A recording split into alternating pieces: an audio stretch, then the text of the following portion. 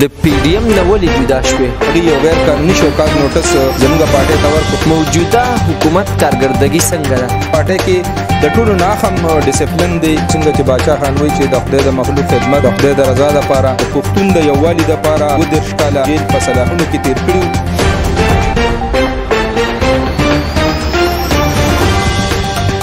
بسم الله الرحمن الرحیم. السلام علیکم ګرانو قدرمنو پښتنو، ستړي مشئ په خیر رالی. زه ستاسو کوربه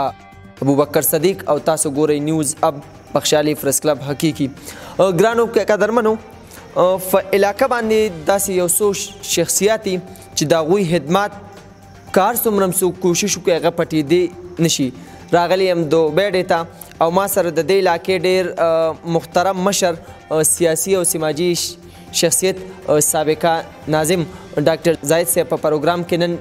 میلمه دی، چونکې قربان دی دوی زیری خو په پروګرام کې موږ سره میلمه دی. ډاکټر صاحب د ټایم یو جهان مننه او هرکلی ورته وایو. ابوبکر ستاسو دلته په راتګ زه تاسو ته هرکلی وایم، یو جهان مننه چې تاسو راغلئ او موږ له هم ټایم راکړو، یو جهان مننه کو. ډیره شکریه. زیاتر خلک سوچ دا کوي چې ډاکټر زاهد صاحب کله پیدا شوی دی او کم ځای کې پیدا شوی دی، نو چونکې مونږ خو ومې خو که تاسو ورته پخپله ووایو نو دا به ډېره ښه شي. زما جی پیدایش 10/3/79 دی او سریخ کلی یو ډېر زوړ تاریخي کلی دی، پای کې زما پیدایش دی او ابتدایي تعلیم چې دی نو دا ما د کټاهټ یونین کونسل کې های سکول دی د هغې نه کړی دی او دا زموږ پیدایش دی او ګجرات زموږ ابایي یونین کونسل دی. جی د یو عام ماشوم نه ډاکټرۍ پورې او سیاسي خدماتو پورې دغه راته ووایه چې ماشاءالله تاسو یو نامي ګرامي ډاکټر یې، نو دغه د یو عام ماشوم نه تر د ډاکټرۍ پورې دغه سفر دغه مراحل څنګه تیر شو؟ نو دا خو بس زموږ د محنت نتیجه ده او زما پلار چې دی نو هغه د دې نه مخکې د وابډې محکمې سره وابسته و او چې کله ما دلته نه میټریک وکړو نو بیا موږ اسلام آباد ته شفټ شو هغه سره، ځکه چې دغه نوکري مې هلته وه. هلته بیا ما ایف ای سی وکړه او د ایف ای سی نه پس بیا موږ د اے ان پي څنګه چې زموږ د ابایي د ابا و اجداد نه موږ په دغه سیاسي ګوند سره زموږ تړون دی نو د هغې په سکالرشپ باندې زه بیا د هوست ننګرهار چې دغه دی سپینغر یونیورسټۍ ته موږ دغه وشو د اے ان پي په وساطت سره او بیا چونکې موږ هلته کې د حالاتو ډېر زیات خراب و او میلیټنسي وه نو د هغې نه بیا موږ لاړو یوکرین ته او په یوکرین کې بیا ما د وینتیشیا میډیکل یونیورسټي د سټیټ یونیورسټۍ نه د هغې نه ډاکټر اف فارمیسي ډیګري بیا ما واخیستل. زبردست. ډاکټر صاحب دا راته ووایئ چې عملي سیاست ته کله رالی؟ آیا دا پارټي تاسو ته د ابا و اجداد نه پاتې شوې ده؟ نو سیاست خو موږ د مور د غېږ نه شروع کړی ځکه چې زموږ ابا و اجداد هم خدایي خدمتګارۍ کې را روان وو او زما نیکه وزیر محمد د باچا خان دستې راستو باچا خان سره ډېر وخت تېر کړی دی او د هغه ډېر کلک ملګری و نو د هغې نه زموږ په رګ رګ کې یو عوامي نشنل پارټي وه او د هغې نه زموږ سیاسي دغه شروع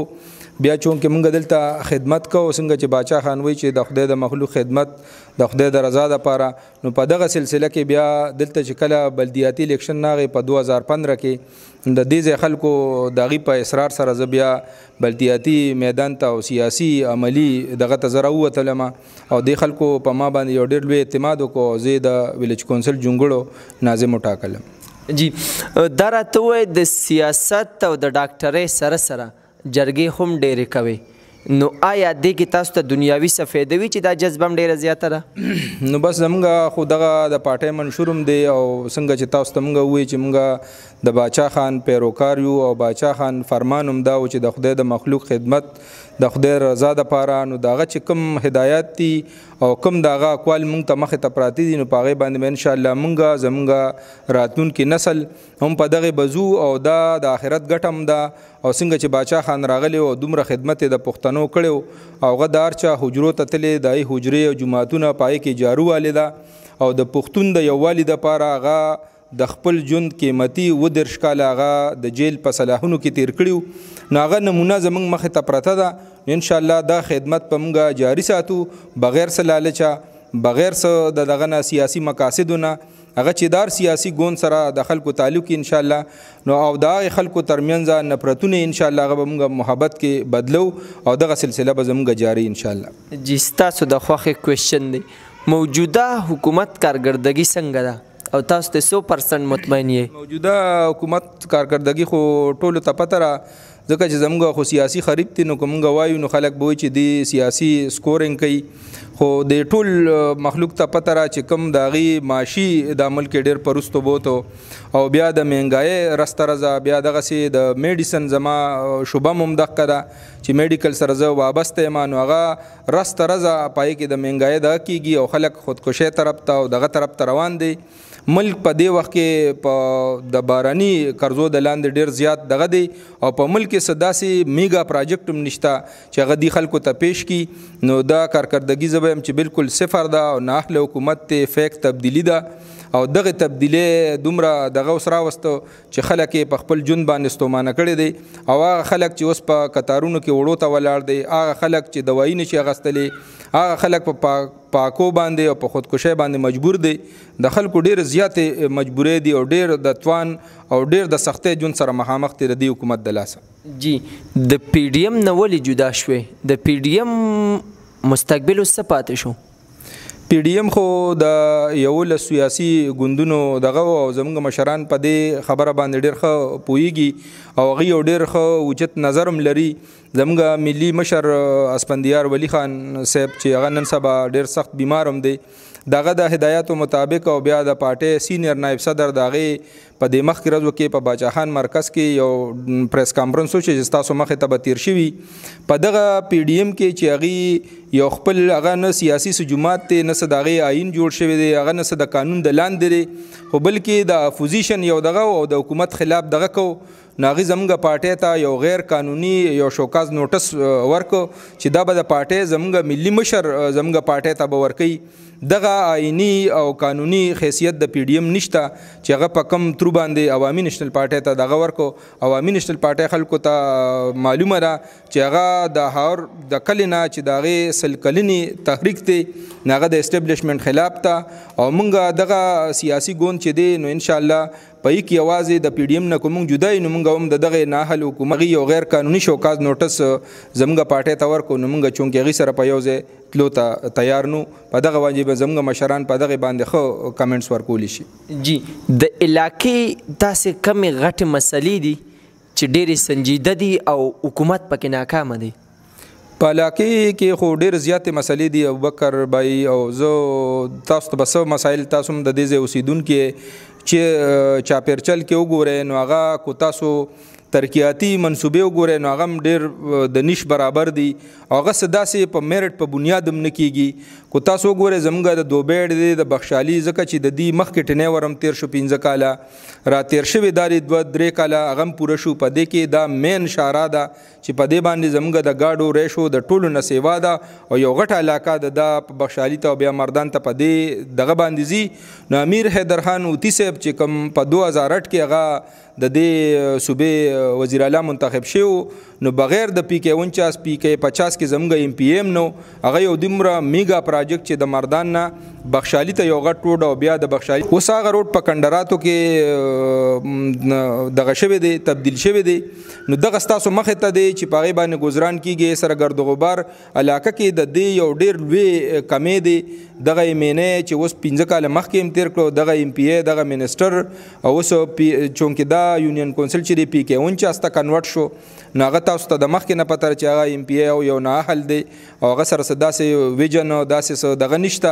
صرف د خبرو پورې محدود دی د فیسبوک پورې د هغې د ترقۍ یو څیز روان دی نور په ګراوند باندې هېڅ هم نشته. صحیح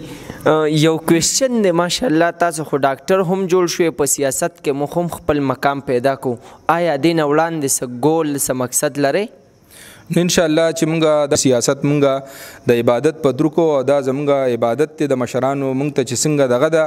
دغسې مونږ دا خدمت سلسله به جاري ساتو کو پارټۍ په مونږ اعتماد وکړو انشاءالله نو راتلونکي بلدیات چې کوم دغه دی او هغوی وایي چې مونږ به د تحصیل په سطح باندې یو میر جوړو نو د هغې دپاره کو پارټۍ په مونږ اعتماد وکړو انشاءالله نو هغې ته هم زما تیاریانې شروع دي او بیا که مونږ مخکې خپل مرحلې ته ګورو او د مشرانو ځکه چې زموږ پارټۍ کې د ټولو نه اخم ډسپلن دی هغوی د ورکر له یو عزت ورکوي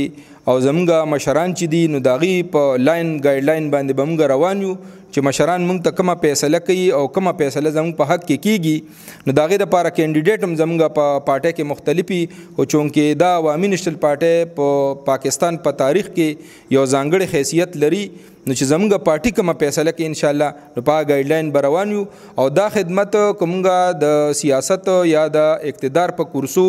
یو او که نه یو یا د نظامت په کورسو یو او که نه یو انشاءالله دا خدمت موږ د اصلاح په شکل کې داسې د نور زموږ چې کوم یاران دوستان دي زموږ د خیر ښېګړې تنظیمونه دي نو دغه زموږ جاري دي او دغسې که تاسو وګورئ باچاخان ټرست دی یا باچاخان سکولونه دي دغه د سیاسي په مقاصدو دپاره نه دي هغه په شهبازګړه کې هم سکول دی هغه په دې ټوله صوبه کې دغه سکولونه دي څنګه چې باچاخان د 1930 نه آزادې مدرسې کولو کړې وي نو هغه تسلسل جاري دی انشاءالله نو هغه موږ د باچاخان په قدم باندې روان یو انشاءالله او دا خدمت به موږ د ایجوکیشن په سیکټر کې د هیلث په سیکټر کې او په نورو سیکټرو کې چې کوم ځای کې زموږ د لاسه څومره ښېګړه کیږي انشاءالله هغه به موږ جاري ساتو جی آخري کوېسچن زموږ آډینس یا ویورز ته داسې څه سپیشل میسج ورکول غواړئ د ما خو ټولو مینوالو ته یو ډېر اخم دغه دی چې کوم زموږ معاشره کې د نن سبا ینګ جنریشن دی نو ډېر یو غلط دغه طرف روان دي د هغه کو د فیسبوک په پاڼو باندې دي هغه کو په دا کې زه د اخلاقیاتو درس ورکوم حضرت محمد مصطفی صلی الله علیه وسلم له یو کس راغی هغه ورته وی چې ماته یو داسې دغه وښیه چې زه یم نه محفل کې او زما خلک قدر کوي او ماته د عزت په نگاه سره ګوري نو هغه ورته وی چې ځان کې اخلاق پیدا کا اخلاق بهترین سرمایه ده نو هغه په سیاست کې دی نو مونږ وایو چې مونږ د خپلو اخلاقو په دایره کې یو او مونږ د خپل سیاست هم چې کوو نو هغه دن نه کوو او بل زما اخم دغه داره چې مونږ مینه پیدا کوو په مینه باندې مونږ د خلکو زړونه وګټو نو بیا به مونږ انشاءالله کامیاب او مخ په ترقۍ به روان یو جهان مننه ډېره مهرباني ګرانو قدرمنو دا مونږ سره د یونین کونسل ګجرات سابقه ناظم او ډیر مشهور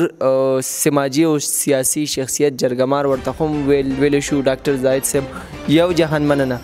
ګرانو قدرمنو ته بل پروګرام پورې اجازت ورکړئ ابوبکر صدیق کیمرامین محمد همایون